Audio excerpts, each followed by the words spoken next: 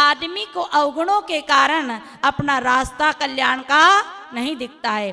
पत्नी को बहुत समझाया पति ने, पर नहीं मानी। एक दिन क्या हुआ, पति बाजार गया और थोड़ा सा बेसन, थोड़ी सी मिर्ची, धनिया लाया। पत्नी से बोला, देवी है ना, मेरा मन आज पकोड़ी खाने को कह रहा है, पर तुझे पकोड़ी बनाते नहीं आता।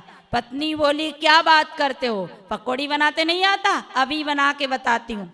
गुस्से में पानी डाला, क्योंकि क्रोध, अहंकार, ये अवगुण की जब आंख में, जैसे सूर्य का प्रकाश क्यों नहीं दिखता, बदल आ जाते हैं तो सूर्य का प्रकाश नहीं दिखता। इसी प्रकार अज्ञान, अवगुणों के कारण ये ज्ञान की रोशनी ढक जाती है।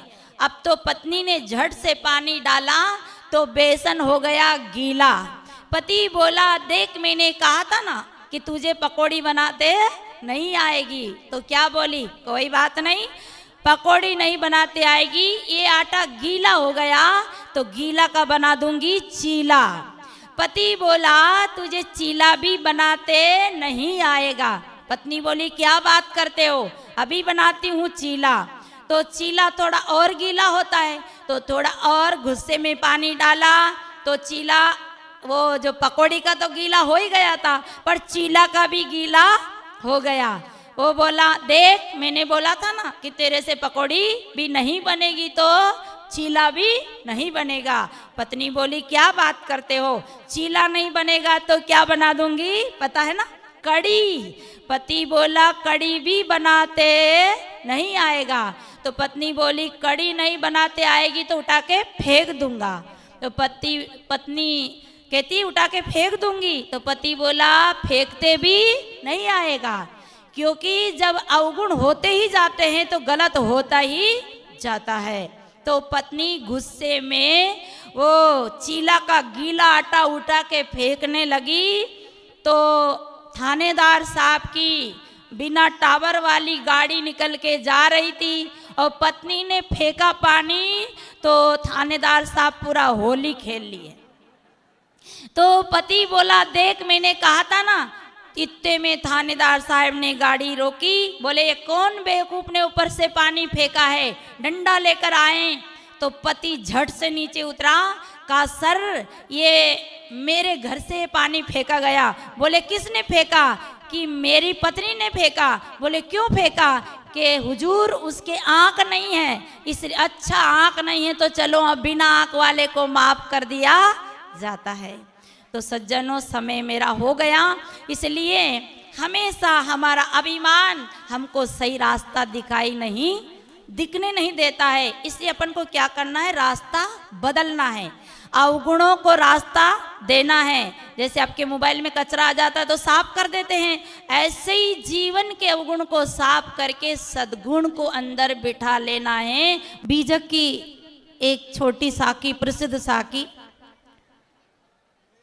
5 तत्व का पुतला मानुष धरिया नाम, एक कला के बीच रे बिकल होत सब ठाम। ये हमारा शरीर 5 तत्वों का पुतला है।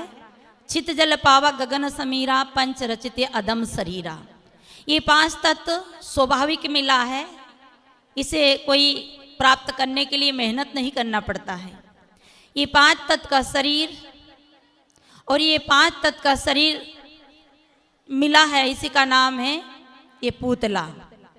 और मानुष धरिया नाम, ये जितनी भी वस्तु है इस सभी का आविष्कार करने वाला, निर्माण करने वाला, जड़ तत्वों को लेकर ये चेतन, जड़ चेतन की ये सृष्टि आपके सामने, ये जितने भी यंत्र लगे हैं, मशीनें लगे हैं, ये सब इस मनुष्य ने ही है जो नाम रखा है।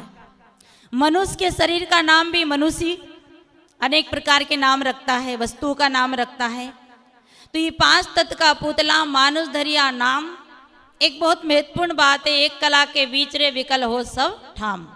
वो एक कला है चेतन कला, ज्ञान कला, विवेक कला। ये 5 तत्व के शरीर में देखिए, जिस गेट से आप आ रहे हैं, एक रास्ता निकलने का है और एक रास्ता प्रवेश करने का। यहाँ तो एक में ही निकल रहे, प्रवेश हो रहा है। तो हमारे जीवन में 5 ऐसे अवगुण हैं जिसे हमें इस ज्ञान की कला के माध्यम से उसे बाहर निकालना है। और 5 ऐसे सद्गुण हैं जिसे अंदर लाना है। तो 5 अवगुण क्या है? काम, क्रोध, लोभ, अहंकार और काम, क्रोध, लोभ, मोह, अहंकार और ईर्षा। ये 5 शत्रु है। रास्ता एक ही है, आने का भी और जाने का भी। तो जैसे हम आ भी सकते हैं तो जा भी सकते हैं, इसी प्रकार हमारे अंदर सबसे बड़ा शत्रु है हमारा क्रोध। क्रोध ही सबका काल है। आज तक जितना लोग अग्नि से जलकर नहीं मरे होंगे, उतना आग से जलकर नहीं मरे होंगे, उतना क्रोध में जल जल करके मर जाते हैं, आज आत्महत्या करते हैं। इसलिए क्रोध की जगह, हिंसा की जगह हमें क्या लाना है? दया लाना है, करुणा लाना है। रास्ता चेंज करना है, रास्ता बदलना है और कुछ करना नहीं है। इसलिए क्रोध की जगह हमें दया करना है। क्रोध सबन का काल है, क्रोध ही जंजाल है। शिव दुर्वासा क्रोध बस बहुत भय बेहाल है। ये हमारी माताएं भी बहुत क्रोध करती है। हर व्यक्ति को क्रोध आता है।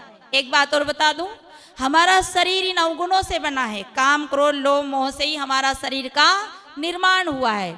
तो इन्हें परखते परखते इन्हें शांत करना है, इन्हें समझते समझते छोड़ना है। हमारी एक बहन व्रत थी, किसका? नाग पंचमी का। नाग पंचमी का व्रत थी।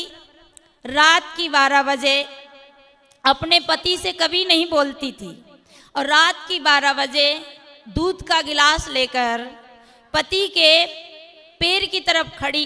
पति की आंख खुली, बोले क्या है?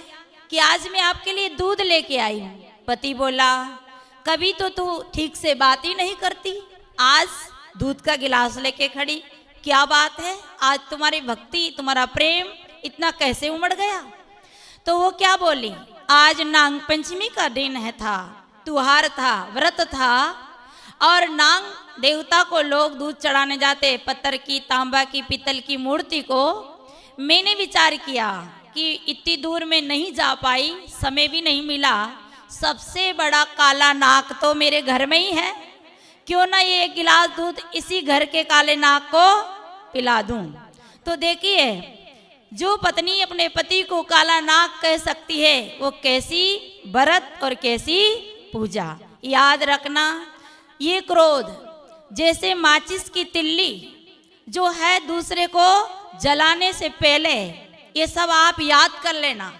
माचिस की तिल्ली दूसरे को जलाने से पहले खुद जलती है। यही स्थिति हमारी है।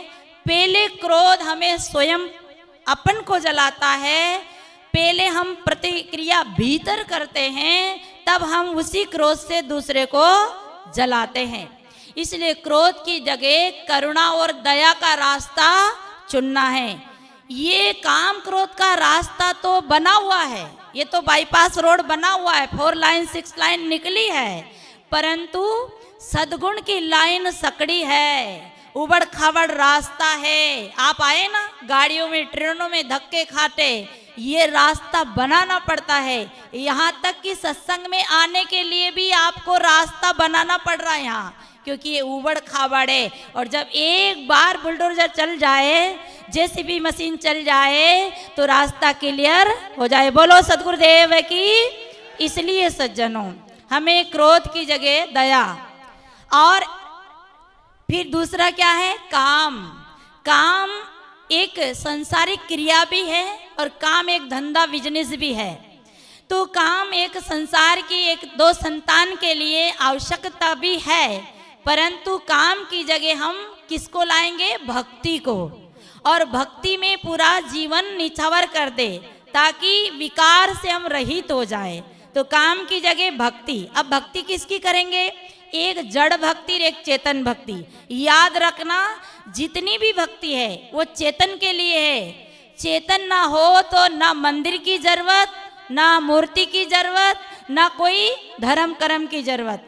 जितनी भी सेवा हो रही है, आपको जड़ की भी भक्ति करना है। जड़ आपका घर है, जड़ आपके कपड़े हैं, जड़ आपकी फसल है, जड़ आपका मकान है, पर चेतन निवास करते हैं, आत्म राम निवास करते हैं, घर के देवी देवता निवास करते हैं। इसलिए आपको जड़ की भी भक्ति करना है, या नहीं कि लड्डू चढ़ाना है। हाँ, लड्डू भी चढ़ाना है। जिंदा मात पिता घर में है तो तीर्थ करने क्यों जाऊं, और घर में शक्कर मिलती है तो बाहर का गुड़ क्यों खाऊं। इसलिए जड़ की भक्ति चेतन के लिए करना, माने जड़ की जो देखभाल, सेवा, चाकरी। और सच में सदगुरु कबीर ने कहा, जहाँ जहाँ डोलूं सो परिक्रमा और जो करूं सो पूजा। जो आप डोल डोल के काम करते हो, दौड़ दौड़ के काम करते हो, ये आपकी परिक्रमा है। और अपने घर के बूढ़े बुजुर्गों को, बाल गोपालों को खिलाकर खाना भगवान का भोग है। इसलिए हमें भक्ति करना चाहिए। तो काम, क्रोध और लोभ की जगह त्याग, दान करना चाहिए। जितना बन सके उतना दान देना चाहिए। हमारे धन को आला वाला ले जाता है, भाला वाला ले जाता है, माला वाला ले जाता है। इस सब से बचाकर दान देना चाहिए। दे दे जब तक तेरी दे मिलेगी, खाक में कौन कहेगा दे। इसलिए देना चाहिए। तो लोभ नहीं करना चाहिए। मोह की जगह प्रेम करना चाहिए और अहंकार की जगह विनम्रता धारण करना चाहिए। एक पत्नी बड़ी अभिमानी थी और वो पति की हर बात में तर्क करती थी। पति बोला, देख देवी, तेरा स्वभाव बड़ा अभिमानी है। आदमी को अगर डायरेक्ट अभिमानी कह दे तो रूठ जाता है। इसलिए सत्य भी बोलना पड़ता है, तो समझ के बोलना पड़ता है। तो वो बोली, पति बोला तेरा स्वभाव थोड़ा अहंकारी है, इसे नरम बना ले। तो पत्नी क्या कही, वाह क्या बात करते हो, मेरा स्वभाव अहंकारी है? अरे मेरा जैसा तो कोई स्वभाव ही नहीं। यही बात दुर्योधन को भगवान कृष्ण ने समझाया था और रावण को विभीषण ने समझाया था। पर समझाए